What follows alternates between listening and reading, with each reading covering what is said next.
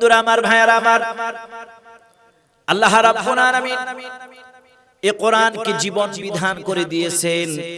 যারা এই কোরআনকে মেনে চলেছে তারা দুনিয়া এবং আখিরাতে কল্যাণকামী হয়েছে। আমার ভাইয়ের, আল্লাহ রাব্বুল আলামিন এমন একটি কোরআন আমাদেরকে দিয়েছেন, এমন কোন জিনিস বাদ নাই যা আমাদের জন্য প্রয়োজন উল্লেখ করেন নাই। আল্লাহ বলছেন মা ফাররাতনা ফিল কিতাবি মিন শাই। সুবহানাল্লাহ। এমন কোন জিনিস নাই যা আমি তোমাদের জন্য উল্লেখ করি নাই কোরআনে। ও আমার ভাইয়েরা, হাজার হাজার বছর চলে গেল, কোরআন নাযিল হয়েছে 1500 বছর হয়ে গেল, আজও পর্যন্ত এই কোরআনের কেউ ভুল ধরতে পারে নাই। আজও পর্যন্ত এই কোরআনের সাথে কেউ চ্যালেঞ্জ করতে পারে নাই। এই কোরআন যা বলেছে, যা দিয়েছে, ধীরে ধীরে তাই প্রমাণিত হচ্ছে। বিজ্ঞানের দৌড় যে জায়গায় শেষ, কোরআনের দৌড় সে জায়গা থেকে শুরু হয়ে যায়। বলি সুবহানাল্লাহ। এই কোরআনের ভুল ধরতে এসে অনেকে এই কোরআনের কাছে সারেন্ডার করে ঈমান এনে মুসলমান হয়ে গেছে। সুবহানাল্লাহ। এমন এমন মুজিজা এই কোরআন, এমন একটা পাওয়ারফুল কোরআন। আপনি যদি বিশ্বাস করেন, যারা কোরআন পড়েন পড়েন না, আমি আজকে বলছি আপনাদেরকে, আজকে থেকে কালকে ফজর থেকে এই কোরআনটা তিলাওয়াত শুরু করেন, আপনি দেখবেন আপনার হৃদয় সতেজ হয়ে যাচ্ছে, আপনার শরীর সতেজ হয়ে যাচ্ছে, অনুভব হচ্ছে অন্যরকম একটা শান্তি, একটা প্রশান্তি। কথা বলেন ঠিক কিনা? কিন্তু আজ এই কোরআনটা আমাদের সকলের ঘরে আছে, কিন্তু কেউ ধরেও দেখি না। অধিকাংশ মানুষ এরকম আছে। কথা বলেন ঠিক কিনা? একসময় এই কোরআন তেলাওয়াত হতো, মা বোনেরা করতেন। এখনের মা বোনরা তো ফেসবুক শরীফে সময় দিয়েই কুল পায় না। রাত 2টা 3টা পর্যন্ত ফেসবুকে। মুসলমানের সন্তান ঘুমাচ্ছে গিয়ে আজানের সময় ফজর চলে যায়, কোরআনের তিলাওয়াতের সময় চলে যায়, তার কোরআন পড়ার সময় হয় না। কথা বলে ঠিক কিনা? আজকের এই মাহফিলগুলো হাজার হাজার টাকা দিয়ে আপনারা সাজাচ্ছেন, উদ্দেশ্য একটাই, যেন মুসলমানের সন্তানগুলো, মুসলমানের নারীগুলো কোরআনের তিলাওয়াত করে, নামাজ পড়ে, হালাল হারাম থেকে বেঁচে যেন চলতে পারে, হারাম থেকে যেন বেঁচে থাকতে পারে, আল্লাহমুখী যেন হতে পারে, আল্লাহওয়ালা যেন হতে পারে। কথা বলেন ঠিক কিনা? আর এইটা যদি আপনি হতে চান, প্রেসক্রিপশন নিতে হবে কোরআন থেকে। চিল্লায়া পড়েন আল্লাহু আকবার। আরো জোরে বলেন আল্লাহু আকবার। এই কোরআন থেকে প্রেসক্রিপশন নিতে হবে। আমার ভাইয়েরা, এই কোরআনটাকে ধরুন, এই কোরআনটাকে পাঠ করুন, এই কোরআনের সাথে সম্পর্ক রাখুন, আপনার মর্যাদা আল্লাহ রাব্বুল আলামিন বাড়িয়ে দেবে। ও আমার ভাইয়েরা, এটা তো আমার কথা নয়, শুধু মুখের কথা নয়। আজকে এই দুনিয়াতে, আধুনিক জামানাতে আপনি প্রমাণ নেন। গত কয়েকদিন আগে আমরা জানি অভিযান 10 নামক একটা লঞ্চ ডুবে গেছে, মানুষ পড়ে গেছে, মরে গেছে। ও আমার ভাইয়েরা, পরের দিন খবর আসলো ওই জায়গায় একটা কোরআন পাওয়া গেছে। ওই কোরআনের একটা অক্ষর দূরের কথা, কোরআনের উপরে যে মলাট ছিল কাগজ, ওই কাগজটা পর্যন্ত পড়ে নাই।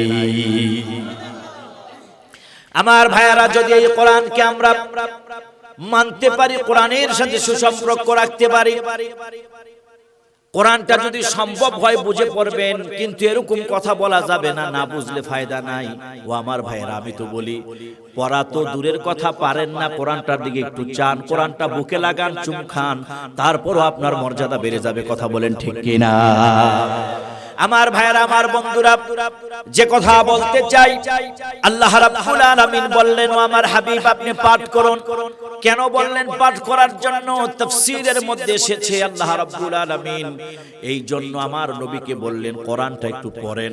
নাম্বার 1 হচ্ছে এই, ওগো আল্লাহর নবী, আপনি দ্বীনের দাওয়াত দেন বলে আপনার প্রতিবেশী, আপন মানুষগুলো, কাছের মানুষগুলো পর্যন্ত আপনার উপরে জুলুম করে, আপনাকে মিথ্যে অপবাদ দেয়। ওগো আল্লাহর নবী, আপনি কোরআনটা পড়ুন, পড়লেই জেনে যাবেন ইতিপূর্বে অনেক নবীর উপরে জুলুম করা হয়েছে, অনেক নবী গ্রাম ছাড়তে হয়েছে, বাসস্থান ছাড়তে হয়েছে। কথা বলেন ঠিক কিনা? অনেক নবী বাসস্থান ছাড়তে হয়েছে। আরে ভাই, হযরত মুসা আলাইহিস সালাতু ওয়াস সালামের মতো পাওয়ারফুল নবী ফেরাউনের লোকরা পাকড়াও করব জেনে তিনি তার এলাকা থেকে বের হলেন, আল্লাহর উপর ভরসা করলেন। আমার ভাইরা, আমি শুধু এইটাই বুঝাতে চাই, আপনি কোরআন তিলাওয়াত করেন, কোরআন তিলাওয়াত করলে আপনার ঈমান বৃদ্ধি পাবে, আপনার পাওয়ার আসবে। আরে ভাই, এখন তো আমার দরকার ইবাদত করা। এখন আপনার ঘরে মানুষ বসে আছে, ঘুমিয়ে আছে, অলস সময় কাটাচ্ছে, নামাজ পড়ছে না, আপনার ঘরের মানুষগুলো কোরআন পড়ছে না, অথচ আপনি তাদেরকে বাধ্য করতেছেন না, বলতেছেন না যে কোরআন পড়ো, নামাজ পড়ো। কথা বলেন ঠিক কিনা ভাইরা? আজকে তো আমাদের উপরে সেই ভাবে আমাদের এখনো ওইভাবে বাধা আসে না, জুলুম আসে না, সময় আছে, আমরা কোরআন পড়তেছি না। অথচ আল্লাহর নবী হযরত মুসা আলাইহিস সালাতু ওয়াস সালাম ইসলামের পক্ষে দাওয়াত দেওয়ার কারণে তার উপরে জুলুম আসে নাই? আরো জোরে বলেন, আসে নাই? এসেছে। আমার ভাইয়ারা, আমার বন্ধুরা, সেদিকে আমি যাব না। শুধু আমি এতটুকুই বলবো, আল্লাহর নবী, বিশ্ব নবী রাহমাতাল লিল আলামিন কোরআনের দাওয়াত, দ্বীনের দাওয়াত দিতে গেলেন তায়েফের ময়দানে। ও আমার ভাইয়েরা, কেমন জুলুমটা আল্লাহর নবীর উপরে করেছে একটু চিন্তা করে দেখেন। আজ তো আমরা একটু সামান্য শীত হলে শুয়ে থাকি, নামাজ পড়ি না, অবহেলা করে। কথা বলেন ঠিক কিনা? আমরা মুসলমান দাবি করি, অথচ ঈমানের পরীক্ষা দিতে চাই না। মুসলমান দাবি করি, নিজেকে সত্যিকার অর্থে মুসলমান হিসাবে গড়ে তোলার জন্য চেষ্টা করি না। ও আমার ভাইয়েরা, আমার বন্ধুরা, আল্লাহর নবীজি, বিশ্ব নবী, আমার আপনার প্রিয় নবী দাওয়াত দেওয়ার জন্য তায়েফের ময়দানে গেলেন। আল্লাহর নবী যখন দাওয়াত দিলেন, লম্বা ঘটনা, আমি শুধু একটু বুঝাতে চাই। এই দ্বীনের দাওয়াত দেওয়ার কারণে, কোরআনের সাথে সম্পর্ক রাখার কারণে আল্লাহর নবীর উপরে হামলা হয়েছে, বাধা এসেছে, জুলুম হয়েছে, আল্লাহর নবী রক্তাক্ত হয়েছে। আজ যদি আমরা সেই কোরআনকে বুকে ধারণ করি, হৃদয়ে লালন করি, আমাদেরও জেল জুলুম আসতে পারে, জরিমানা আসতে পারে, ভয় করা যাবে না। কথা বলেন ঠিক কিনা? একদিন বিজয় আমাদের হবেই। দিবেন কে? চিল্লায় বলেন, দিবেন কে? ইনশাআল্লাহুল আজিজ। সবর করেন, ভয় পেয়েন না, ঘাবড়ায় যায়েন না। আরে ভাই, আল্লাহর নবী সাহাবীরা পাকড়াও ছিল, গাছের পাতালতা খেয়েছেন, তারপরও তারা নিরাশ হয় নাই। আমার ভাইয়েরা, আল্লাহ রাব্বুল ইজ্জত ওয়াল জালাল মাঝে মধ্যে আমাদেরকে জেল জুলুম দিয়ে, ভয় দিয়া, মামলা দিয়া ভয় দেখান, অর্থাৎ আমাদের পরীক্ষা নেন। আমরা যদি টিকে যাই, সেই পরীক্ষায় যদি আমরা টিকে যাই, আল্লাহ রাব্বুল ইজ্জত ওয়াল জালাল তার গায়েব থেকে একদিন বিজয় দিয়ে দিবেন। এই জমিনে, তামাম পৃথিবীতে একদিন কালেমার পতাকা উঠবে। কথা বলেন ঠিক কিনা? এবার চিন্তা করার দরকার, সেই বিজয় মিছিলে আপনি থাকবেন কি থাকবেন না? ইসলাম বিজয়ী হবেই, হয়তো আপনাকে নিয়ে, নয়তো আপনাকে ছাড়া। ইনশাআল্লাহ, ইনশাআল্লাহ বলেন, ইনশাআল্লাহ ইসলাম বিজয়ী হবে। আল্লাহ তাআলা যেন সেই বিজয়ী মিছিলে, সেই বিজয় করে দেওয়ার কাজে আমাকে আপনাকে সেই মিছিলে শামিল করে, সকলে বলি আমিন।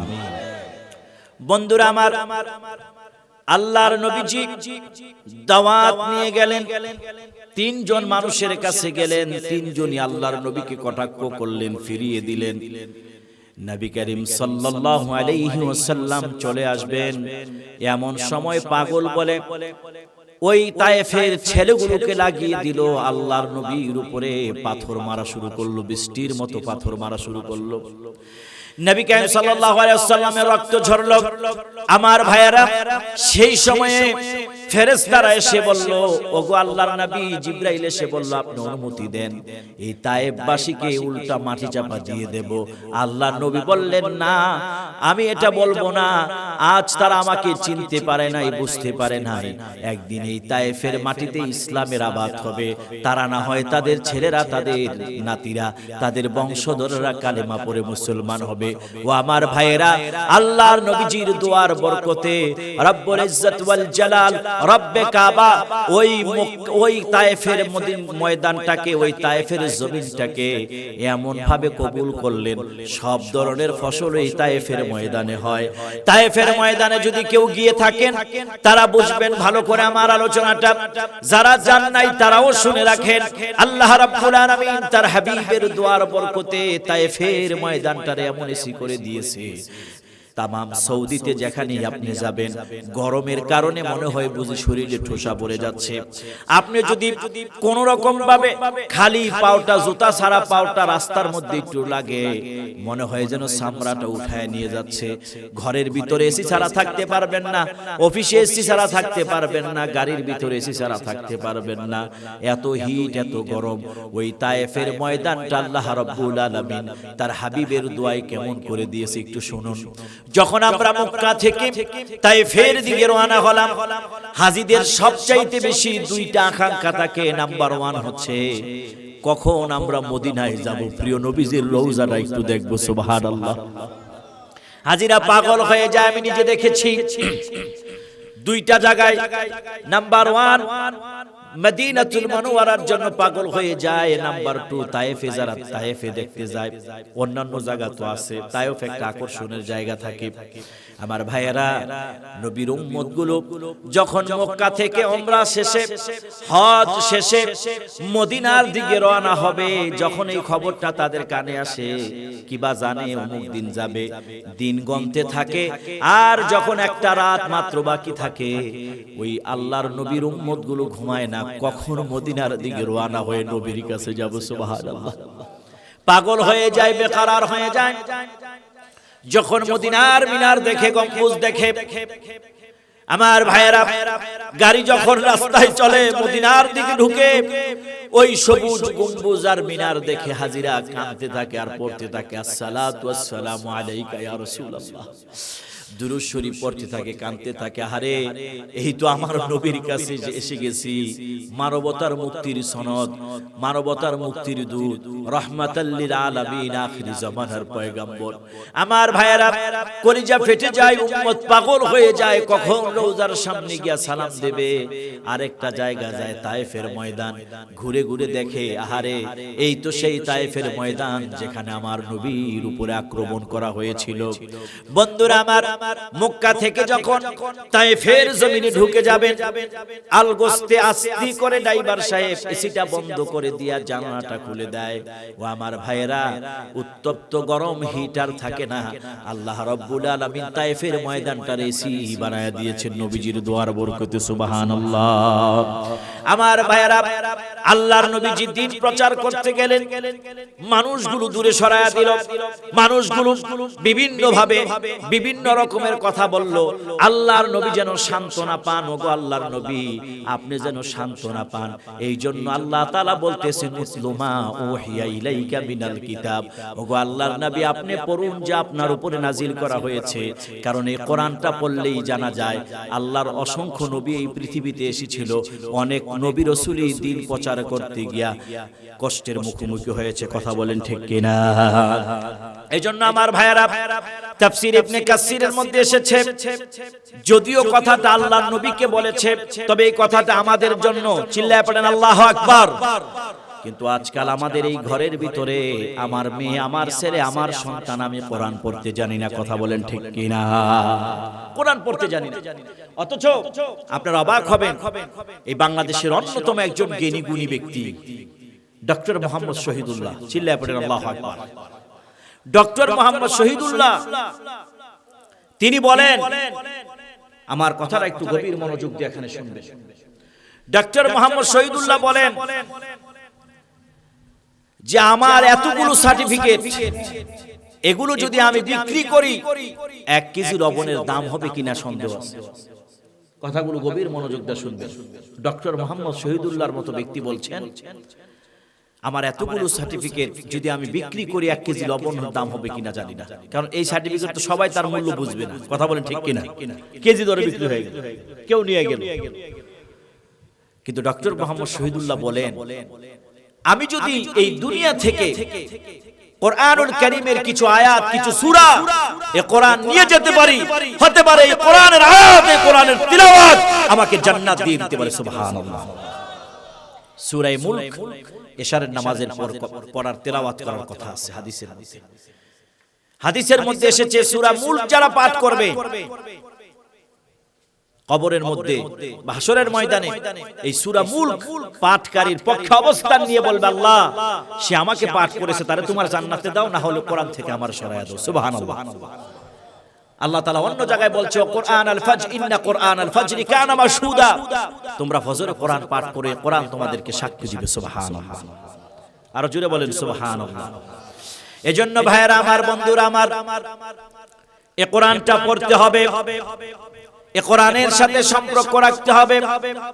কোরআনের সাথে সম্পর্ক যারা রাখবে তাদের মর্যাদা কি আল্লাহর নবী সাল্লাল্লাহু আলাইহি ওয়াসাল্লাম হাদিসের মধ্যে বর্ণনা করছেন। আনাস ইবনে মালিক রাদিয়াল্লাহু তাআলা ইন্না লিল্লাহি আযজা ওয়া জাল্লা আহলিনা মিনান নাসি ক্বালু মান হুম ইয়া রাসূলুল্লাহ আহলুল কোরআন হুম আহলুল্লাহ। হযরত আনাস ইবনে মালিক রাদিয়াল্লাহু তাআলা বললেন, ইয়া রাসূলুল্লাহ, তারা কারা? আল্লাহর নবী বললেন, আহলুল কোরআন হুম আহলুল্লাহ, যারা কোরআনের সাথে সম্পর্ক রাখবে তারাই আল্লাহর পরিবারের অন্তর্ভুক্ত। বলি সুবহানাল্লাহ।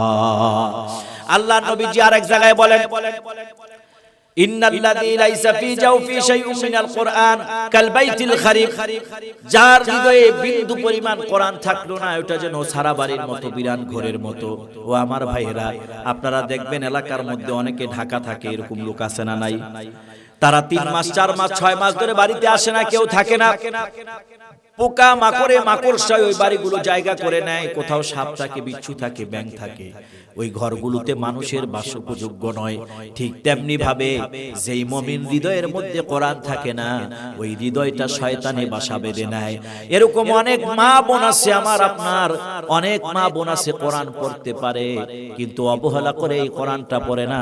কথা বলেন ঠিক কিনা?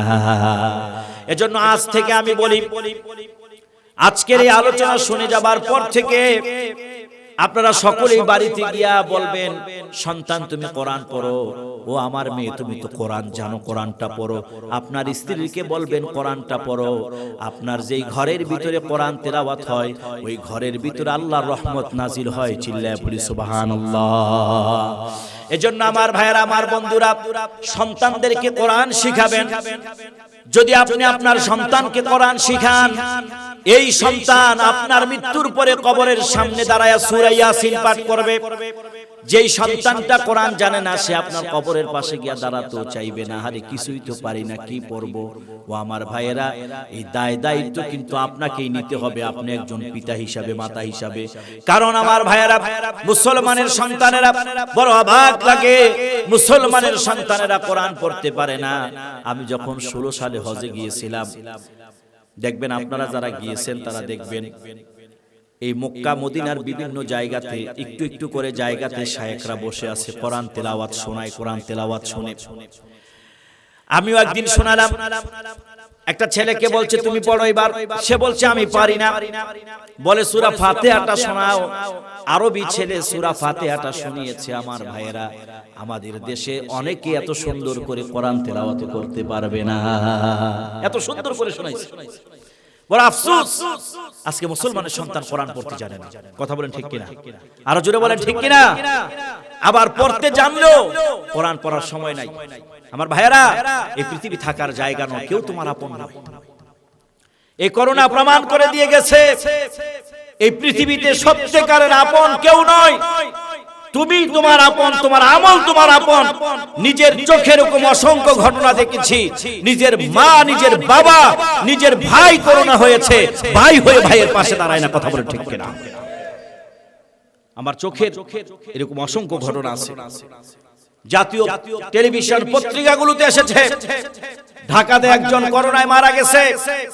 ডাক্তার ফোন দিয়ে বলছে আপনার বাবা ইন্তেকাল করেছে, আপনার বাবার লাশটা নিয়ে যান। সন্তান বলছে আমার বাবার লাশ নিতে পারবো না, আপনারা কাউকে দিয়ে দেন। ইয়েস, সেটাই পৃথিবী।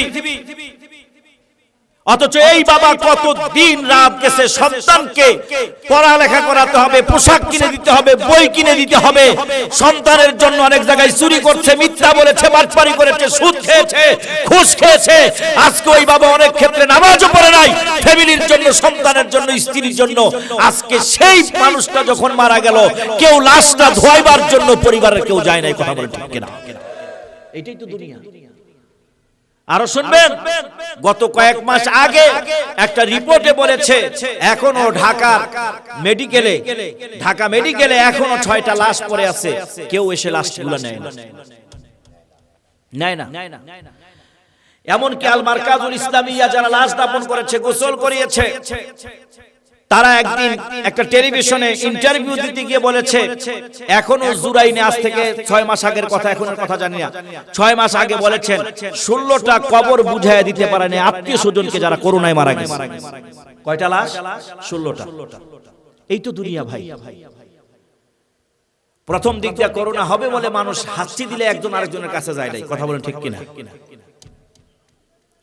ফেনীতে এক ঘরের ভিতরে পানি পানি করে বাবা ইন্তেকাল করেছে, স্ত্রী এবং তার সন্তানটা পানি দেয় না, আলাদা এক ঘরের ভিতরে আলাদা রেখে দিয়েছে। আমার ভাইরা, এই পৃথিবীতে কেউ কারো না। আজকে আপনাকে বুঝতে হবে, হ্যাঁ ফ্যামিলি থাকবে, পরিবার থাকবে, পরিজন থাকবে। আপনি যখন হালাল রুজি করবেন, চাকরি করবেন, এর মাঝখান দিয়ে আপনি আপনার আল্লাহ ভুলবেন না। নামাজের সময় হয়েছে, নামাজে দাঁড়িয়ে যাবেন। মনে রাখবেন, এই পৃথিবীকে আপনাকে মনে রাখবে, আখিরাত আপনার কল্যাণ হবে। আপনি আজকে আল্লাহ ভুলে গিয়া আপনি মনে করেছেন আপনার সন্তান, আপনার স্ত্রী, আপনার ফ্যামিলি সব না, তাদেরও দায়িত্ব আছে। আপনার তাদেরকে লালন পালন করতে হবে, তাদের খোঁজ খবর রাখতে হবে, তবে হারাম করে নয়, আল্লাহ ভুলে নয়। কথা বলেন ঠিক কিনা ভাইয়েরা আমার? আল্লাহ ভুলে নয়। আজকে আমরা মনে করতেছি এই পৃথিবীতে তো আর আমার পায় কি, অনেক দিন বেঁচে থাকবো মনে করতেছি না। রাসূল করিম সাল্লাল্লাহু আলাইহি ওয়াসাল্লামের একটা হাদিস শুনে, একটা হাদিস পড়ে আমি অবাক হয়ে গিয়েছিলাম। এত সুন্দর বক্তব্য বার্তা থাকার পরেও কিভাবে আমরা এত বেশি দুনিয়া নিয়ে পড়ে আছে আমার বুঝে আসে না। আল্লাহর নবী সাল্লাল্লাহু আলাইহি ওয়াসাল্লাম বলেন, তোমাদের মধ্যে যদি কারো 60 বছর বয়স হয়ে যায়, তাহলে প্রস্তুতি গ্রহণ করো, যে কোনো মুহূর্তে তোমাকে দুনিয়া ছেড়ে চলে আসতে হবে। আল্লাহর নবী বললেন, আমার উম্মতেরা শোনো, তোমাদের হায়াত বেশি হবে না, 60 থেকে 65, 70 বছর এভারেজে দেখবেন, আপনি মিলায় দেখবেন, এরকমই কথা বলেন ঠিক কিনা? আমার ভাইয়েরা, আল্লাহর নবী বললেন, যদি কেউ 60 বছর বয়সে উপনীত হয়ে যাও, তৈরি হয়ে যাও, যে কোনো মুহূর্তে মালাকুল মউত এসে যেতে পারে। মালাকুল মউত আসবে। আমার ভাইয়েরা, মুমিনের জন্য সুসংবাদ আছে, যারা আল্লাহর মাহবুব বান্দা তাদের জন্য সুসংবাদ আছে। ও আমার ভাইয়েরা, আমার বন্ধুরা, আমার পরবর্তী আয়াতে কিছু চমৎকার কথা আপনাদের জন্য নিয়ে এসেছি। আমার ভাইয়েরা, আমি জানি আমার পূর্বে মুফতি রাফি বিন মুনির আলোচনা করেছেন। আমি এই মাঠে আলোচনার বয়স মাত্র 4, আর এই মাঠে রাফি বিন মুনির আলোচনা করে প্রায় 16 বছর ধরে, কিবা 12 বছর ধরে। সো তার আলোচনা তো আপনাদের কাছে একটু ভালো লাগবেই, এবং ভালো আলোচনাও করেন বরাবর। তিনি এলেম দিয়া কথা বলেন, তারপরে বসে আলোচনা করাটা একটু টাফ ব্যাপার। তারপরে আপনাদের কাছে কৃতজ্ঞ যে আপনারা বসে বসে আমি অদমের কথাগুলো শুনছেন।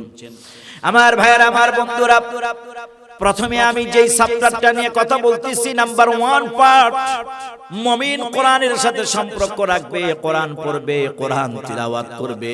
ও আমার ভাইয়েরা, এই কোরআন যদি পড়ো, এই কোরআনের সাথে সম্পর্ক রাখো, এই কোরআন তোমার জন্য আল্লাহর কাছে সুপারিশ করবে। বলি সুবহানাল্লাহ। অজপাড়া গায়ের একটা ঘটনা, এটা আমলে নিলেও পারেন, নাও নিলে পারেন, কোরআন হাদিস থেকে বলছি না। তবে এই ঘটনাগুলো যে সত্য, এগুলো অনেক বাস্তব ঘটনা, বর্তমান পৃথিবীতে অনেক আমরা দেখেছি। আমার ভাইয়েরা, একজন মুরব্বী বুজুর্গ, একজন মুরব্বী আবেদ ছিল, আলেম না, আবার বাংলাও পড়ে না, ইংরেজিও জানে না। তার ইন্তেকালের পর তার কবর থেকে সুঘ্রাণ বের হয়।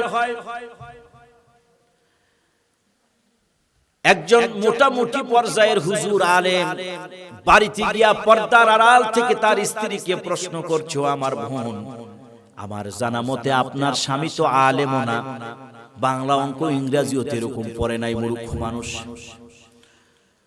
5 ওয়াক্ত নামাজ পড়তো, একজন কৃষক ছিল, কি এমন আমল করেছে যে আমল করার কারণে আল্লাহ রাব্বুল আলামিন বুঝি তার কবরটারে জান্নাতের বাগান বানায়া দিয়েছে। সুবহানাল্লাহ।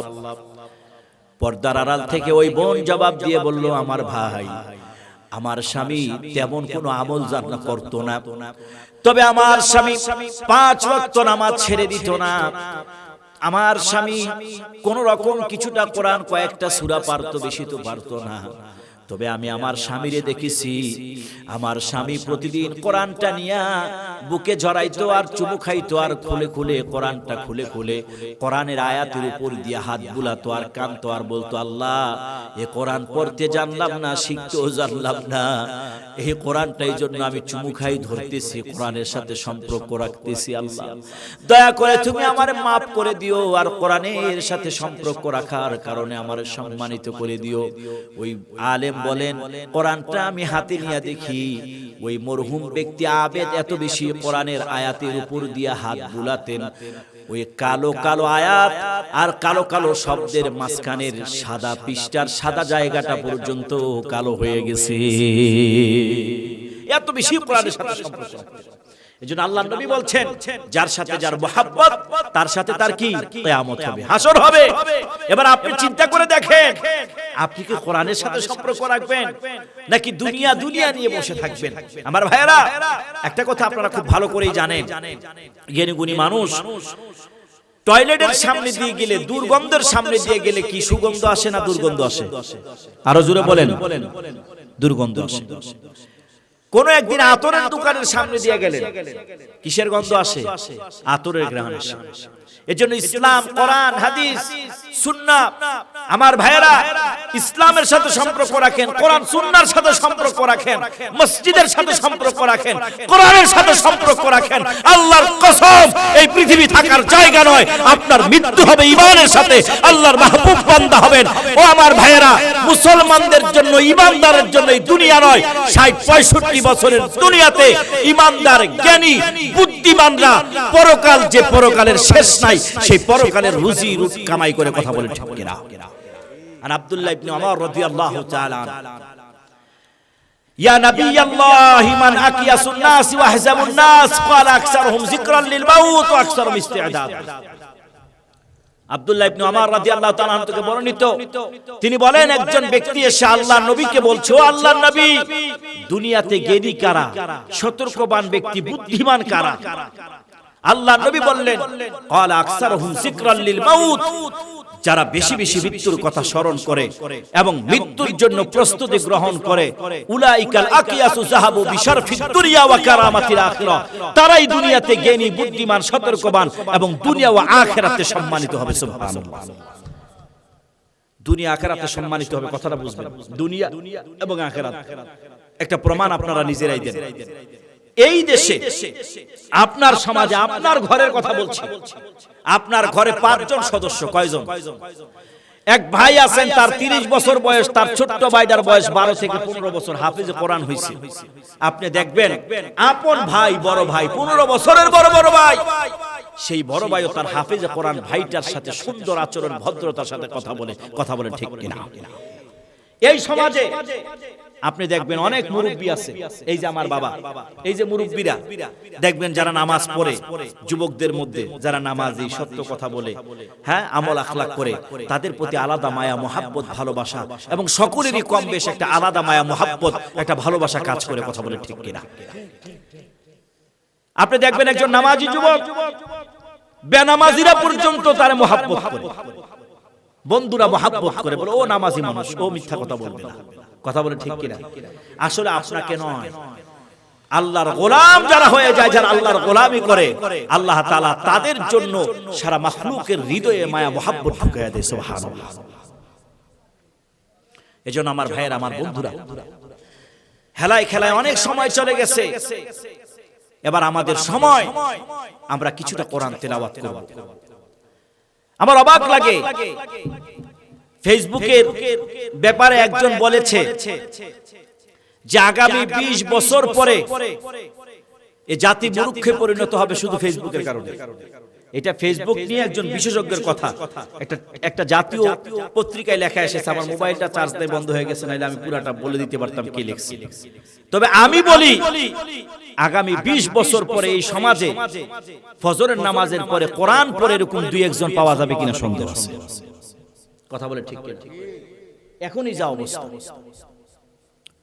আপনি অবাক হয়ে যাবেন মুসলমানের সংস্কৃতি আজকে কোথায় চলে গেছে। মুসলমানের সংস্কৃতি কোথায় ছিল, কোথায় চলে গেছে।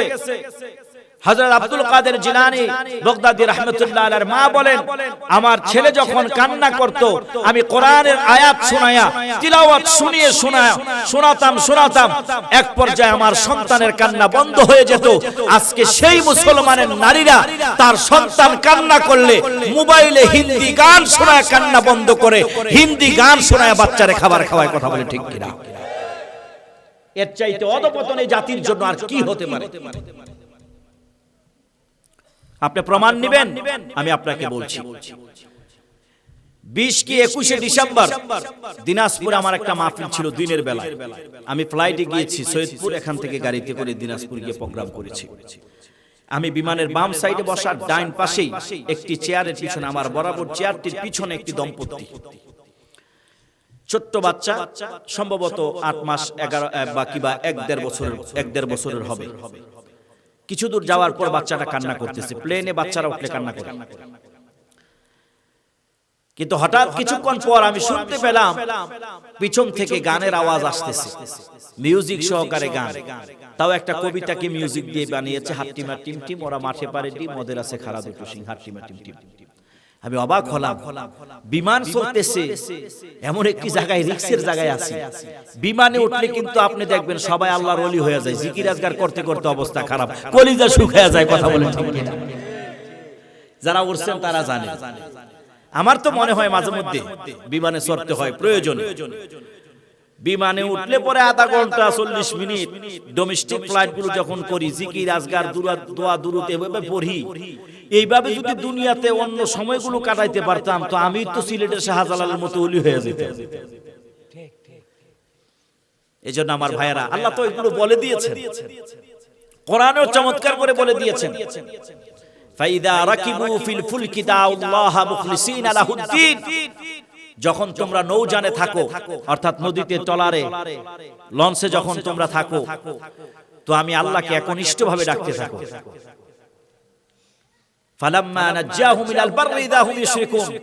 যখন আমি আল্লাহ আবার তীরে ফিরাইয়া দেই, নৌকা তীরে আসে, তুফান থেমে যায়, আবার আমরা আল্লাহরে ভুলে গিয়ে শিরকের কাজে লিপ্ত হয়ে যাই। কথা বলে ঠিক কিনা? তো দেখলাম যে সে জায়গায় গান চলতেছে, গান শুনে বাচ্চাকে কান্না বন্ধ করাতে চাচ্ছে। এই জন্য বলেছিল একজন, যে দেশের মায়েরা সন্তানকে বিড়ালের ভয় দেখিয়ে ঘুম পাড়ায়, সে দেশের সন্তানেরা বাঘের সাথে লড়াই করা শিখবে কিভাবে? কথা বলে ঠিক কিনা? আপনার সন্তান, আপনি বলেন আপনার কথা শুনে না, শুনবে কিভাবে? আপনি আপনার সন্তানকে আল্লাহর নাম শিখান নাই, কোরআনের তেলাওয়াত শিখান নাই, আপনি আপনার সন্তানকে সাহাবীদের সাথে পরিচয় করান নাই, রাসূলুল্লাহর জীবনীর সাথে পরিচয় করান নাই। আমি তো এই কথা গত কয়েক বছর ধরে বলে আসছি। আজকে সিলেটের মাটিতে এই কৃষ্ণপুর, না এটা কি বলে, কালী কৃষ্ণপুরের যুবকদের কাছে আমি একটা বিনয়ের সাথে আবেদন রেখে যাই। আজকে আমি আপনাদের কাছে একটা আবেদন রেখে গেলাম, আজকের মাহফিলের পর থেকে প্রত্যেকটা নারী পুরুষ যুবক বিদ্যাবাল যারাই আছেন, প্রত্যেকে রাসূলুল্লাহর জীবনী সিরাত থেকে প্রতিদিন 1 পৃষ্ঠা করে পড়েন। আল্লাহর কসম, প্রত্যেকটা যুবকের জন্য, প্রত্যেকটা পুরুষের জন্য, প্রত্যেকটা নারীর জন্য, শিশুর জন্য সব সমস্যার সমাধান কোরআন সুন্নাতে আছে। আমার রাসূলুল্লাহর জীবনী পড়েন, কলিজা ভরে যাবে, পৃথিবীর আর কোথাও যেতে হবে না। অনেক নোবেল নাটক পড়েছেন, দেখেছেন, আজ থেকে রাসূলুল্লাহর জীবনী পড়া শুরু করেন। প্রত্যেকটা ঘরে ঘরে রাসূলুল্লাহর জীবনী সিরাত থাকতে হবে। কথা বলে ঠিক কিনা? শুরু করেন পড়া। আল্লাহ রাসূলের জীবনীর মধ্যে এত সুন্দর, এত মজা আছে, দিল ভরে যাবে আপনার। সুবহানাল্লাহ। এজন্য আমি বলি, আমার মায়েরা, সন্তানগুলোকে ছোট থেকেই মানুষ করতে হবে। কথা বলেন ঠিক কিনা? আপনি আপনার সন্তানকে 5 বছর থেকে নিয়ে 6 বছর 7 বছরের ভিতরে মসজিদ চিনায়া দেন, প্রতিদিন মসজিদে পাঠান, কোরআনের সাথে সম্পর্ক জোড়ায়া দেন। মাত্র 1টা থেকে 2টা বছর আপনার সন্তানকে আপনি একটু চেষ্টা করে কোরআনের সাথে জড়ায়া দেন, মসজিদ চিনায়া দেন, বাকি সারা জীবন আপনার বলা লাগবে না। আপনি হয়তো একদিন কবরে চলে যাবেন, কিন্তু আপনার ছেলে কোনোদিন মসজিদ বলবে না। কথা বলে ঠিক কিনা? এজন্য আমাদেরকে পরিবর্তন হতে হবে, পরিবর্তন করতে হবে। আমাদের ঘরগুলো আগে পরিবর্তন করতে হবে। নিজের মা আমার কি বলবো, মাও কোরআন পড়ে না, ছেলেও কোরআন পড়ে না, মাও নামাজ পড়ে না, ছেলেও নামাজ পড়ে না। তো এই সমাজে কিভাবে ভালো সন্তান আসবে, কিভাবে ইয়াবা মদ এগুলো থেকে দূরে থাকবে? আমার কথা বলেন ঠিক কিনা ভাইরা আমার? অথচ মা ঘরের ফ্যামিলির মানুষগুলো যদি কোরআন সুন্নাহ অনুযায়ী ঘরটাকে সাজাতো, চলতো, যদি ফজরের আজানের সময় সবাইকে জাগিয়ে দিত, ঘুম থেকে উঠিয়ে দিত, তাহলে কিন্তু তারা সত্যিকার অর্থে এভাবে করে ট্রেনিং নিতে নিতে নিতে নিতে এক পর্যায়ে কিন্তু তারা সত্যিকার অর্থে মুমিন মুত্তাকি আল্লাহর মাহবুব বান্দা হয়ে যেত। আমার ভাইয়েরা, তাই আসুন আমি আপনাদের কাছে বিনয়ের সাথে বলবো, এই পৃথিবী থাকার জায়গা নয়, এটা স্বার্থপরের জায়গা। কেউ কাউকে বেশি সুযোগ দিতে চাইবে না, হ্যাঁ কেউ কাউকে চাইবে না এগিয়ে যাক, পিছন থেকে ধরে রাখতে চাইবে। ও আমার মুসলমান ভাই ও বন্ধুরা, পর্দার আড়ালের মা বোনেরা, এই দুনিয়া তো থাকার জায়গা নয়, দুনিয়া থেকে যেহেতু চলে যেতেই হবে। আসুন আজ থেকে ইরাদা করি, যেই দুনিয়ায় থাকা যাবে না, যেই দুনিয়ায় থাকা যায় না, ওই দুনিয়া নয়, বরঞ্চ দুনিয়া যেহেতু ছাড়তেই হবে, তো আল্লাহর দ্বীনের উপরে থাকবো, আল্লাহর সন্তুষ্টির উপরে মরবো, তো আল্লাহর জন্যই দিন এই পৃথিবীতে বেঁচে থাকবো, দিন কায়েমের আন্দোলন করব, ইসলামকে মানবো। কথা বলেন ঠিক কিনা? আমার ভাইয়েরা, আমার বন্ধুরা, যদি কোরআন পড়েন ফায়দা আছে কয়টা? অনেকগুলো ফায়দার মধ্যে আমার ভাইয়েরা, অনেকগুলো ফায়দার মধ্যে আমার ভাইয়েরা একটা ফায়দা হচ্ছে এই যে যত সুন্দর কোরআন পারে সে তত বেশি নামাজ পড়তে পারবে। কথা বলেন ঠিক কিনা? আল্লাহ রাব্বুল আলামিন বললেন, আকিমিস সালাহ, নামাজ কায়েম করো। অনেক ভণ্ডরা আছে নামাজ কায়েম দিয়া বলতে চায় আল্লাহ তাআলা নামাজ কায়েম করতে বলেছে, নামাজ তো পড়তে বলে নাই। ও আমার ভাইয়েরা, পড়তে বললে তো আমি একাই চলে যেতাম, এই দাওয়াতের প্রয়োজন হয় না। কায়েম মানে হচ্ছে আপনি পড়বেন, আপনার স্ত্রী পড়বে, সন্তান পড়বে, মা পড়বে, ফ্যামিলির প্রত্যেকটা মানুষ আল্লাহর সন্তুষ্টির জন্য নামাজ পড়বে। কথা বলেন ঠিক কিনা? আমার ভাইয়েরা, আমার বন্ধুরা, আল্লাহ রাব্বুল আলামিন কোরআনুল কারীমের মধ্যে জান্নাতের সার্টিফিকেট দিয়ে দিয়েছেন। কে জান্নাতি কে জাহান্নামী হবে তার বর্ণনা করে দিয়েছেন। ও আমার ভাইয়েরা, মুমিনের সার্টিফিকেট কোনো পীর কোনো আলেম দিতে পারবে না। মুমিন মুত্তাকি জান্নাতে যাবে, ওই জান্নাতের সার্টিফিকেট আল্লাহ রাব্বুল আলামিন কোরআনুল কারীমে দিয়ে দিয়েছেন। সুবহানাল্লাহ। কোরআনুল কারীমে মুমিনের সিফত বর্ণনা করতে গিয়ে আল্লাহ রাব্বুল আলামিন বলেন, সূরা মুমিনুনের মধ্যে হিফজুল কোরআনের 18 পারার মধ্যে বলতেছেন, কাদ আফলাহাল মুমিনুনাল্লাযীনা হুম ফি সালাতিহিম খাশিউন। নিশ্চয়ই সফল কাম হয়েছে তারা যারা নাকি বিনয়ের সাথে, একাগ্রতার সাথে, আল্লাহর ভয় নিয়ে আল্লাহর সন্তুষ্টির জন্য নামাজ পড়ে। ও আমার ভাইয়েরা, প্রথমে একটা কথা বলেছিলাম, নামাজিরা ভদ্র হয়, বিনয়ী হয়, তাদেরকে দেখলেই একটা অন্যরকম মায়া অন্তরে কাজ করে। কথা বলেন ঠিক কিনা? আমার বন্ধুরা, আমার ভাইয়েরা, এই নামাজের তাগিদ আপনি কখন থেকে দিবেন তাও কোরআনুল কারীমে এসেছে। হাদিস শরীফে আল্লাহর নবী বলেছেন, মুরু আওলাদাকুম বিসসালাতি ওয়া হুম আবনাউ সাবঈ সিনিন। আল্লাহর নবী বলেন, তোমার সন্তানের যখন 7 বছর বয়স হয়ে গেছে, নামাজের জন্য তাগিদ দাও। যখন তোমার সন্তানের বয়স 10 হবে, প্রয়োজনে নামাজের জন্য বেতাগাত করবে আর বিছানাটা আলাদা করে দিবে। আফসোস, এই জমিনে এরকম অনেক ঘটনা আছে। পরীক্ষায় সন্তান ভালো রেজাল্ট না করার কারণে মা বলছে পড়াবো না, মা বলছে খাওয়ান দেব না, মা বলছে বিদেশ পাঠিয়ে দেব। এই মাগুলো যদি, এই বাবাগুলো যদি তার সন্তানকে বলতো, কেন ফজরের নামাজ পড়লা না, কেন কোরআনের তিলাওয়াত করলা না, আমার ঘরে তোমার সকালের নাস্তা মিলবে না। অবাক লাগে, সন্তান বেনামাজি অথচ মুসলমান আমরা। মেয়ে কোরআন পড়ে না, মেয়ে বেনামাজি অথচ মুসলমান আমরা। আহারে আজীব, পৃথিবীতে কেমন লাগলো এই কথাটা একটু বলেন তো ভাইয়েরা আমার। বাবার বয়স হয়েছে 60 বছর, মায়ের বয়স হয়েছে 50 বছর, মা বাবা দুইজনই ফজরের আজান হলো উঠে গেল, নামাজ পড়লো, অথচ 18 বছরের মেয়েটা, 22 বছরের ছেলেটা ঘুমায়, নামাজ পড়ে না। মা বাবার উচিত ছিল ওই সন্তানকে জাগায়া দিয়া যায় নামাজ পর্যন্ত পৌঁছায়া দেওয়া।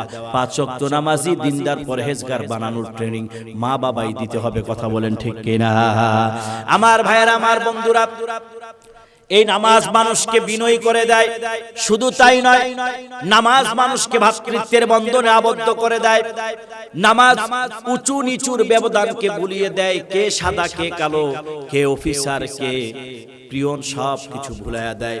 যখন আপনি নামাজের মধ্যে দাঁড়ায়া যান, একই পাশে কৃষক দাঁড়ালো, একই পাশে এলাকার চেয়ারম্যান দাঁড়ালো, মসজিদের সভাপতি দাঁড়ালো। হঠাৎ মসজিদের সভাপতির পাশে এসে একজন রিস্কাওয়ালা দাঁড়ায়া গেল।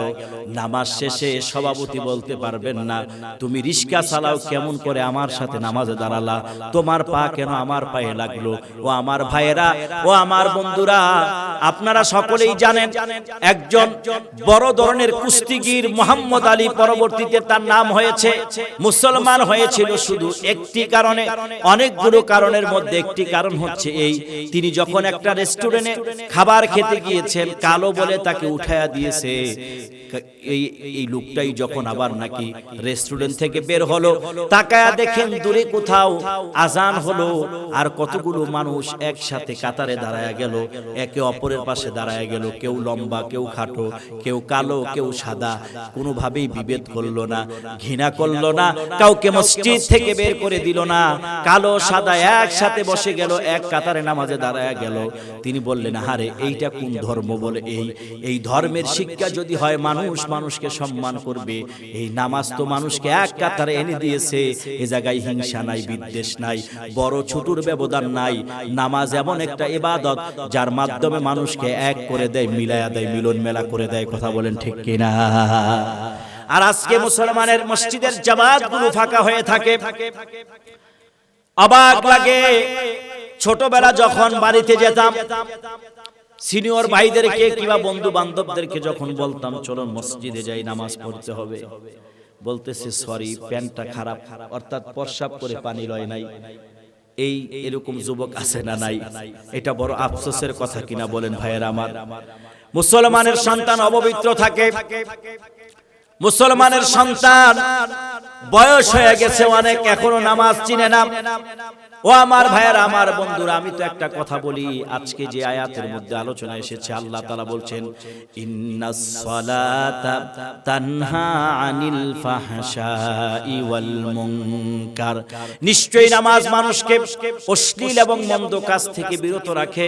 আমার ভাইয়েরা, বন্ধুরা আমার, যদি প্রমাণ চান তাহলে একটু দেখে নেবেন যে নামাজ পড়ে আর পড়ে না, দুইজনের মধ্যে পার্থক্য আকাশ পাতাল। কথা বলেন ঠিক কিনা? আমরা গুনাহগার, গুনাহ হয়ে যায় অনেক, এরকম অনেক আছে যুবক ওয়াজ শুনে হুজুরের নামাজ ধরছে, কয়েকদিন নামাজ পড়ার পরে হঠাৎ একদিন ফজরের নামাজ মিস হয়ে গেছে। কিসের নামাজ? ফজরের নামাজ মিস হয়ে গেছে। এখন যোহর, আসর, মাগরিব, এশা পড়ে না। কিরে নামাজ পড়ছ নাকি? আজকে আসর পড়তে, আজকে ফজর পড়তে পারি নাই, এইজন্য চিন্তা করছি আগামী কাল ফজর থেকে আবার নামাজ ধরা শুরু করব। এটা কিন্তু ঠিক নয়। কথা বলে ঠিক কিনা? এরকমটা আমরা যারা মনে করে এটা ঠিক নয়, সেই চায় যেরকম আমি ঘুমিয়ে আছি, ঘুমের মধ্যে নামাজ চলে গেছে, আমার ইচ্ছা ছিল নামাজ পড়বই, নামাজ আমি মিস দেব না। এমন তো অবস্থায় যদি কারো নামাজ মিস হয়ে যায়, অনিচ্ছাকৃতভাবে মিস হয়ে যায়, এই নামাজটা আপনারা পরে আদায় করে নেবেন এবং আল্লাহর কাছে তাওবা করবেন, আল্লাহ মাফ করে দিবে। এরপরে থেকে বাকি নামাজগুলো চালায়া যেতে হবে। কথা বলেন ঠিক কিনা? ভাই, বাংলাদেশ যে আমাদের জন্য কতটা রহমত বুঝে শেষ করতে পারবো। কলকাতাতে এক মাহফিল আমি করে, পশ্চিম মেদিনীপুর মাহফিল করার পর কমিটির এক ভাই বললেন, হুজুর চলেন আজকে আপনাকে আমরা দীঘা দেখায় নিয়ে আসবো। আমি বললাম দীঘা কি? বললো আপনাদের দেশে কক্সবাজার আর আমাদের দেশে দীঘা, আজকে সকালে গিয়ে আমরা সূর্য ওঠাটা একটু দেখবো, ঘুরে নিয়ে আসি আপনাকে। ভাই বিশ্বাস করেন, ভারতের একজন বক্তা ছিল ডক্টর আব্দুল্লাহ সালেম চতুর্বেদী, খুব ভালো আলোচনা করেন তিনি। আমি এক মঞ্চে আলোচনা করেছি, 3 ঘন্টা থেকে 3.5 ঘন্টা গাড়িটা চললো, রাস্তার পাশে একটা মসজিদ পেলাম না 2 রাকাত নামাজ।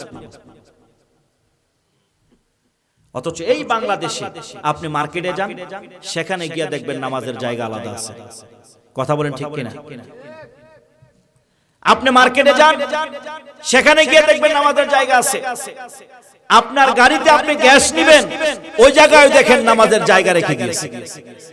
বড় বড় হোটেলে যান, নামাজের জায়গা আছে। মার্কেটে বলেন, যে জায়গায় যাবে, আর গ্রামে গ্রামে তো আলহামদুলিল্লাহ বাংলাদেশে মসজিদের অভাব নাই। চিল্লায় পড়েন আল্লাহু আকবার, জোরে বলেন আলহামদুলিল্লাহ। দুইটা কথা না বললেই নয়। করোনার প্রথম সময়ে আমি চট্টগ্রামে একটি বয়ানে বলেছিলাম, করোনার কারণে মানুষ মরবে, ছোঁয়াছুঁয়ি রোগ হবে, অনেক কিছু শুনতেছি। তবে আমার বিশ্বাস এই বাংলাদেশে আল্লাহর রহমত আগেও ছিল, এখনো আছে, সামনেও থাকবে। সারা পৃথিবীতে যতই ক্ষতি হোক না কেন, পরিমাণে একটু কম হলেও বাংলাদেশে ক্ষতি হবে। স্বপ্নের কথাও না, আজেবাজে কথাও না, একটা কথা বলছি আর কি। আল্লাহর কাছে এটা প্রার্থনা রেখেছি, বিশ্বাস রেখেছি। কি কারণে? বাংলাদেশে এমন একটা সময় আপনি পাবেন না যেখানে কোরআনের তেলাওয়াত হয় না। আপনি ঘুমাচ্ছেন, গত কয়েকদিন আগে একটা ভিডিও ফাঁস হয়েছে, ভাইরাল হয়েছে, সবাই ঘুমায় আছে, ছোট্ট একটা বাচ্চা সে উঠে অন্ধকারে একটু নিবু, আল্লাহু আকবার। আপনি 11টার সময় ঘুমায় গেছেন, বাংলাদেশে কোথাও এরকম একটা জায়গা আপনি পাবেনই 11টার সময় আরেকজন নামাজ শুরু করছে। কথা বলে ঠিক কিনা? আপনি 12টায় ঘুমায় গেছেন, বাংলার জমিনে কোথাও না কোথাও 12টার পর থেকে আরেকজন দাঁড়ায় গেছে। এভাবে করে সারা রাত সময়টা বিভিন্ন সময়ে সব জায়গায় কোরআন হতে থাকে। যেখানে হাজার হাজার আলেম ওলামা থাকে, যেখানে কোরআনের তিলাওয়াত হয়, 5 ওয়াক্ত নামাজ হয়, জামাত হয়, আযান হয়, লক্ষ লক্ষ মানুষ মা বোনের আযান শুনে সাজদায় উঠে পড়ে। এবং যারা আশিকে রাসূল, বিশেষ করে বাংলার মানুষ মুহাম্মদ সাল্লাল্লাহু আলাইহি সাল্লামকে, বিশ্ব নবীকে এত বেশি ভালোবাসেন, মহব্বত করেন, অধিকাংশ মানুষ সুন্নাতকে এত বেশি সুন্দর করে পালন করার চেষ্টা করেন। আমার বিশ্বাস আমার রবের কাছে, যেই দেশে ওলিয়া আউলিয়ার চোখের পানি ঝরে যায় নামাজে, যে দেশে সব সময় কোরআনের তিলাওয়াত হয়, যে দেশে 5 ওয়াক্ত নামাজ হয়, যে দেশের মানুষ রাসূলুল্লাহর জন্য, কোরআনের জন্য রক্ত দেয়, জীবন দেয়, জেলে যায়, ফাঁসিতে যায়, এই দেশে আল্লাহর রহমত থাকবে। কথা বলে ঠিক কিনা?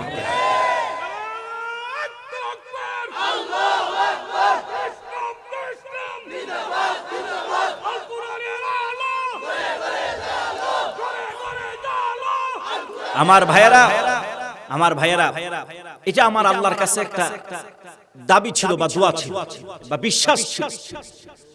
মাননীয় প্রধানমন্ত্রী আজ থেকে 15 দিন আগে এক বক্তৃতায় বললেন, এশিয়া মহাদেশের মধ্যে একমাত্র বাংলাদেশ যেখানে করোনায় ক্ষয়ক্ষতি সবচেয়ে কম হয়েছে। বিশ্বাস করেন? আপনাদের আজকের এই কোরআনের তিলাওয়াত, এই কোরআনের মজলিস, এই যে দাওয়াতি কাজ, এ তো দামি কাজ, এগুলো নবীওয়ালা কাজ, নবী রাসূল করেছেন। শুধুমাত্র কেবলমাত্র আমার নবীর উম্মতদেরকে আল্লাহ তাআলা অনুমতি দিয়েছেন, ওয়ার্ডার দিয়েছেন। ওমান আহসানু কাওলাম মিম্মান দাআ ইলাল্লাহি ওয়া আমিলা সালিহা ওয়া ক্বালা ইন্নানী মিনাল মুসলিমিন। ওর চাইতে ভালো কথা, দামি কাজ কি হতে পারে, যে নাকি মানুষকে আল্লাহর দিকে আহ্বান করে আর বলে আমি একজন মুসলমান। আল্লাহর নবী বলছেন, বাল্লিগু আন্নী ওয়ালাউ আয়া, আমার পক্ষ হতে হলো একটি বাণী, একটি আয়াত পৌঁছায় দাও। সুবহানাল্লাহ। আজকে আপনার অবহেলা, আজকে আপনার কত ধরনের অজুহাত, ব্যবসা আছে, ব্যস্ততা আছে, নামাজ হয় না। ভাই, নামাজ পড়ার মতো মন লাগবে। কথা বলে ঠিক কিনা? একটা সত্যিকারের ঘটনা আপনাদেরকে বলছি। একজন ভাই আমাকে বর্ণনা করছেন, ঢাকার সোনারগাঁয়ে হোটেলে একটা ছেলে 15 থেকে 18 বছরের হবে বা 20-22 বছরের হবে, একটা যুবক ছেলে চাকরি করে, শরবতের ভারে চাকরি করে, অর্থাৎ শরবত সাপ্লাই দেয়। ধরেন একজন সিনিয়র ব্যক্তির সাথে ছোট্ট এই বাচ্চাটা, যুবক ছেলেটা ডিউটি করে, কিন্তু প্রতিদিন 2টার সময়ে একই টাইমে 10 মিনিট করে তার সিনিয়রের কাছ থেকে 10টা মিনিট করে সময় নেয়। আমারে 10টা মিনিট সময় দেন, আমি 10 মিনিট পরে আসতেছি। তিনি বলেন, আমি মনে করেছি যুবক মানুষ হয়তো সিগারেট খায়, আমার সামনে খাবে না, এই জন্য বুঝি একটু আড়ালে গিয়া সিগারেটটা খেয়ে আসে। কিন্তু প্রতিদিন একটা সময়ে, প্রতিদিন একই টাইমে 2 বার যখন আমার কাছে সময় চায়, আমি অবাক হয়ে গেলাম, আরে ব্যাপার কি, প্রতিদিন একই টাইমে সে আমার কাছ থেকে সময় নিয়ে যায়, কি করে আজকে আমি একটু দেখব। আমার ভাইয়েরা, সোনারগাঁয়ের হোটেলে ভালো জায়গায়, এত ব্যস্ত জায়গায় চাকরি করেও ওই ছেলেটা প্রতিদিন যোহরের রক্তে, আসরের রক্তে নির্দিষ্ট একটা সময়ে কোথায় যায়, তিনি এবার দেখবেন সিনিয়র পারসন যিনি আছেন তিনি বলেন, আমি চেয়ে দেখলাম ওই ছেলেটা আস্তে আস্তে করে ওযু করে ওই হোটেলের এক কর্নারে দাঁড়ায় গেল নামাজ আদায় করার জন্য। বলতেছে, হুজুর আমি এই ঘটনাটা দেখার পরে আমার কলিজায় কামড় দিয়ে ফেলেছে। যেই এত বড় হোটেলের মধ্যে মানুষ টাকা পয়সা আরাম আয়েশ গান বাজনার অভাব নাই, এরকম জায়গা থেকেও সে তার আল্লাহরে ভুলে নাই, সময় মতো গিয়া নামাজের মধ্যে দাঁড়ায়া যায়। আজকে তোমার আমার কত সময় চলে যায়, তোমার আমার মসজিদ কত সুন্দর টাইলস হয়েছে, এসি পর্যন্ত আছে। ও আমার ভাইয়েরা, আল্লাহ রাব্বুল আলামিন তোমারে আল্লাহর পক্ষ থেকে মুয়াজ্জিন ডাকে, তুমি মসজিদে যাও না, খেলায় খেলায় তুমি সময় নষ্ট করে দিচ্ছ, আর মনে করতেছো সময় আছে, হায়াত অনেক আছে, নামাজ পড়া যাবে। আমি বলছি না না না, সময় নাই, হায়াত নাই, কেউ জানি না কখন চলে যাব। এই বর্তমান সময়ে দেখা যাচ্ছে 20 বছর 25 বছর 30 বছর 40 বছরের মানুষ আরো বেশি মারা যাচ্ছে। কথা বলেন ঠিক কিনা? এই গত কয়েকদিনের মধ্যে আমাদের বাসার পাশে আমাদের এক ফারুক ভাই আছে, তার বাচ্চা ছেলে 22 বছর 21 বছরের ছেলেটা স্ট্রোক করে মারা গেছে। চট্টগ্রামে আমার এক বন্ধু, তার চাচা 30 না 35 বছর বয়স, কয়েকদিন আগে মারা গেছে। আজকে বরিশাল থেকে একটা খবর পাইলাম, ওই জায়গায় 30-32 বছরের একটা লোক স্ট্রোক করে মারা গেছে। এজন্য আমার ভাইয়েরা, আমরা জানি না কখন আমাদের মৃত্যু হয়ে যাবে। এজন্য এখনো সময় আছে। আসেন আমি দুইটা জিনিস আপনাদেরকে দিয়ে যাচ্ছি, আজকে যে দুইটা বিষয় নিয়ে আলোচনা করতেছি। নাম্বার 1, কোরআনের সাথে সম্পর্ক তৈরি করেন। নাম্বার 2, 5 ওয়াক্ত নামাজ পড়েন, সেজদা করেন, রুকু করেন। আরে ভাইরা, সেজদা করেন, রুকু করেন, ইমামের পিছনে দাঁড়ায়া যান।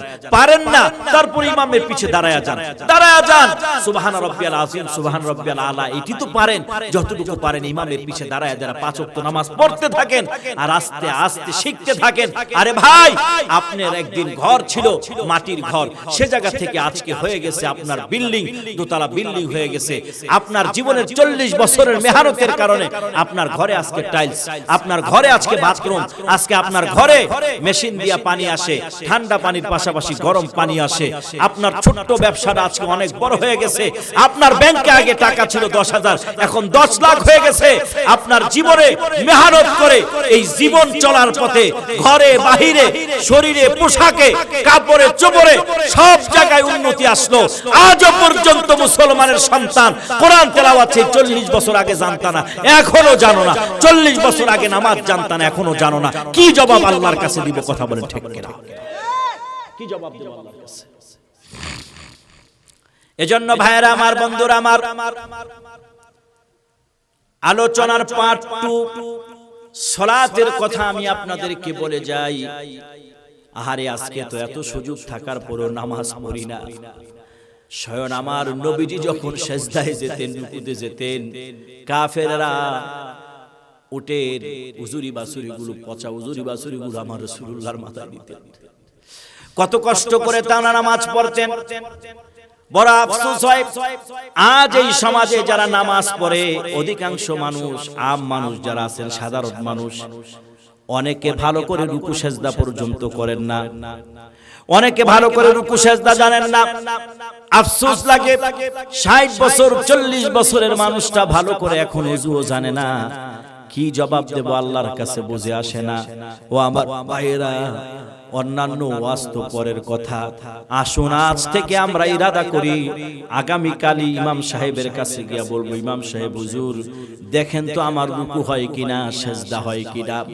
আর যারা 5 ওয়াক্ত নামাজ পড়েন, বিশেষ করে মুরব্বীদেরকে বলে যাই, মা বোনদেরকে বলে যাই, প্রতিদিন অন্তত পক্ষে 2-4 রাকাত করে তাহাজ্জুদের নামাজ পড়েন।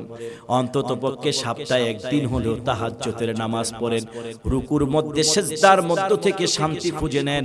আল্লাহ তাআলা বলতেছেন, আল্লাহর নবী বলতেছেন, আকরাবু মা ইয়াকুনুল আবদু মির রাব্বিহি সাজিদুন ফাআকসিরুদ দুআ।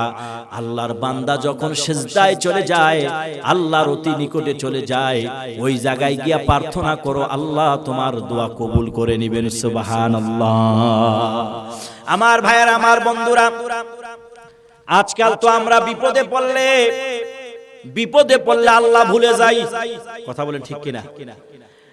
আর যারা নাকি সাহাবা আজমাইন ছিল, আল্লাহওয়ালা ছিল, আলেম, এখনো সমাজে যারা আছে, তারা বিপদে পড়লে সর্বপ্রথম 2 রাকাত নামাজ পড়ে নেয়। সুবহানাল্লাহ।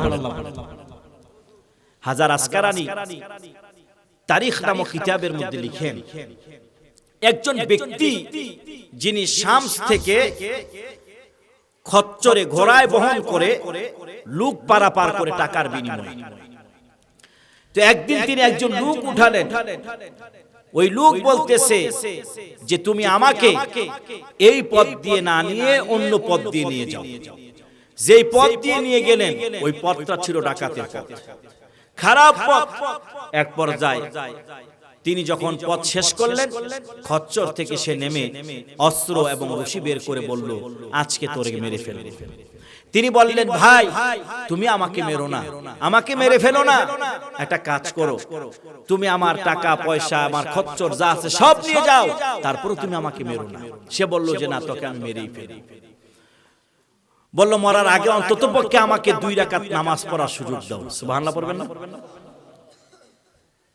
2 রাকাত নামাজ পড়ে সাহায্য চাইলেন কার কাছে? চিল্লায় বলেন, কার কাছে? আল্লাহর কাছে। তো উনি বলেন, আমি নামাজের সালাম ফিরাইয়া দেখি আমার সামনে কে যেন একজন এসে দাঁড়ায় গেছে। সুবহানাল্লাহ বলেন। তিনি হাতে ধনুক নিয়ে, তীর নিয়ে ওই যে ডাকাত তাকে মারলেন, সে মারা গেল। জিজ্ঞাসা করলাম, তুমি কে? সে বলল, আমি খোদার দূত। অনেক ক্ষেত্রে দেখবেন আমরা বিপদে পড়লে হঠাৎ বাড়ির কাছের একজন মানুষ সিলেটে দেখা হয়ে গেছে, বিপদে পড়ছে। অনেক সময় মানুষে বলে, আরে তুই তো আসোস না, যেন ফেরেশতা আইসা মারতেছে। বিপদে পড়লে অনেক মানুষের হেল্প পাইলে আমরা এরকমটা বলে থাকি না আমার ভাইয়েরা? তো তারা যখন বিপদে পড়তো নামাজ পড়তো, আল্লাহর কাছে সাহায্য চাইতো, কোরআন পড়তো। তাই প্রিয় ভাই ও বন্ধুরা আমার, আমি সর্বশেষ আপনাদেরকে একটা হাদিসের বাণী শোনাতে চাই। এই নামাজ কি জিনিস! আল্লাহু আকবার, আল্লাহু আকবার। আজকের এই মাহফিল সফল হয়ে যাবে আমার মা বোন সহ আপনারা যারা আজকের আলোচনা শুনেছেন। আজকের এই আলোচনার পর যদি আপনারা কোরআন শরীফের তিলাওয়াত শুরু করে দেন, আজকের এই নামাজের পর থেকে যদি আমার ভাইয়েরা নামাজ শুরু করে দেন, আমি বিশ্বাস করি এই নামাজ আপনাকে আল্লাহওয়ালা বানায় দিবে, আল্লাহর পেয়ারা বানায় দিবে। দুনিয়া ও আখিরাতে আপনার সম্মান বৃদ্ধি হয়ে যাবে। মৃত্যুর সময় আপনার কালেমা নসিব হবে। যেখানে যাবেন সেখানে সম্মানিত হবেন ভাইয়েরা আমার। এজন্য কোরআনের তিলাওয়াতের মাধ্যমে এই হৃদয়টাকে নূরান্বিত করবেন। এই হৃদয়ের মধ্যে কোরআনের তিলাওয়াতের মাধ্যমে এই হৃদয়ের মধ্যে আপনি ঈমান সঞ্চারিত করবেন। একটি মোবাইল যেরকম চার্জ না থাকলে, সিম থাকার পরেও, মোবাইল ভালো থাকার পরেও, মোবাইলের ভিতরে মিনিট থাকার পরেও, এমবি থাকার পরেও আপনি অনলাইনে ঢুকতে পারেন না, ফোন দিতে পারেন না। মোবাইল ভালো থাকার পরেও যে মোবাইলটা খুলে না, তার কারণটা কি বলেন তো? মোবাইলে চার্জ নাই। কথা বলেন ঠিক কিনা? ঠিক তেমনি ভাবে মুমিন হৃদয়ে সবকিছু আছে, আজকে শয়তানের ধোকায় পড়ে যায়, ওয়াসওয়াসায় পড়ে যায়। কারণ একটাই, আমরা কোরআনের সাথে সুসম্পর্ক তৈরি করতেছি না, 5 ওয়াক্ত নামাজ পড়তেছি না। আমার ভাইয়েরা, কোরআন শরীফে নামাজের কথা বিভিন্ন জায়গায় এসেছে 82 বার। আমার ভাইয়েরা, আল্লাহর নবী সাল্লাল্লাহু আলাইহি ওয়াসাল্লাম বলেছেন, বাইনাল আবদি ওয়া বাইনাল কুফরি তারকুস সালাহ। যে নামাজ পড়লো সে মুমিন, যে নামাজ ছাড়লো সে যেন কুফর করলো। আল্লাহর নবী সাল্লাল্লাহু আলাইহি ওয়াসাল্লাম খুব চমৎকার একটি হাদিস করে বললেন, এই নামাজ যারা পড়ে ফায়দা কি। হযরত আবু হুরায়রা রাদিয়াল্লাহু তাআলা থেকে একটি হাদিস এসেছে। আন আবি হুরায়রা রাদিয়াল্লাহু তাআলা আরাআইতুম লাউ আন্না নাহারান বিবাবি আহাদিকুম ইয়াগতাসিলু ফীহি কুল্লা ইয়াউমিন খামস هل يبقي من درنه شيء قالوا لا يبقي من درنه شيء قال فذلك مثل الصلاة الخمس يمحو الله بهن الخطايا। হযরত আবু হুরায়রা রাদিয়াল্লাহু তাআলা আনহু থেকে বর্ণিত, আল্লাহর নবী সাল্লাল্লাহু আলাইহি ওয়াসাল্লাম বলেন, ও আমার উম্মতেরা শোনো, তোমাদের কারো বাড়ির সামনে যদি একটা নহর থাকে আর এখানে যদি তোমরা দৈনিক 5 বার গোসল করো, তোমাদের কারো শরীরে ময়লা থাকতে পারে কি? সাহাবীরা বললেন, ইয়া রাসূলুল্লাহ, না, ময়লা থাকতে পারে না। আল্লাহর নবী বললেন, 5 ওয়াক্ত নামাজের উদাহরণ হলো এই, যারা নাকি দৈনিক 5 ওয়াক্ত নামাজ আল্লাহর সন্তুষ্টির জন্য সুন্দরভাবে ওযু করে আদায় করবে, ওই মুমিনের, ওই আমার উম্মতের আমলনামায়ও গুনাহ থাকবে না। আমার ভাইয়েরা, তবে আমরা কবিরা গুনাহগুলো করেছি, বড় বড় গুনাহ করে ফেলেছি। ওই কবিরা গুনাহগুলোর জন্য আল্লাহর কাছে তওবা করে মাপ চেয়ে নিতে হবে। আমার আল্লাহ তাআলা বলেন, যারা তওবা করবে আমি আল্লাহ রব্বুল আলামিন তাদেরকে মাফ করে দেব। ও আমার ভাইয়েরা, আমার বন্ধুরা, সর্বশেষ এই কথাটা বলেই আজকে আপনাদেরকে নিয়ে একটু মুনাজাত দেব। এই জীবনে যতদিন বেঁচে থাকবো এই কপাল আল্লাহ ছাড়া কাউকে দেব না, শিরক বিদআত করা যাবে না, কোনো মাজার কোনো পীরকে সেজদা দেওয়া যাবে না। কথা বলেন ঠিক কিনা? এই কপালটা দিব কারে? চিল্লায় বলেন, দেব কারে? আল্লাহ। ওয়ালা যিকরুল্লাহি আকবার। আর আল্লাহর স্মরণ হচ্ছে সবচেয়ে বড় জিকির। আমার ভাইয়েরা, আমার বন্ধুরা, এজন্য আসুন সর্বদাই আল্লাহর জিকির করি, ফিকিরে থাকি, দ্বীনের ইসলামের ফিকির করি, কোরআনের তিলাওয়াত করি, 5 ওয়াক্ত নামাজ পড়ি, রব্বুল ইজ্জত ওয়াল জালালের কাছে সব সময় প্রার্থনা করি, আল্লাহ আমাদের মরণটা যেন হয় ঈমানের সাথে, আমাদের মৃত্যু দিও বেগুনাহগার মাসুম বানায়া। আল্লাহ, জান্নাত থেকে এসেছি, জান্নাতে যেতে চাই।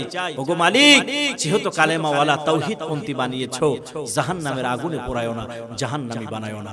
আল্লাহ তাআলা আমাদের সকলকে 5 ওয়াক্ত নামাজ, কোরআনের তিলাওয়াত, ঈমান ও আমলের উপরে কাজ করার তৌফিক দান করেন। সকলে বলি আমিন।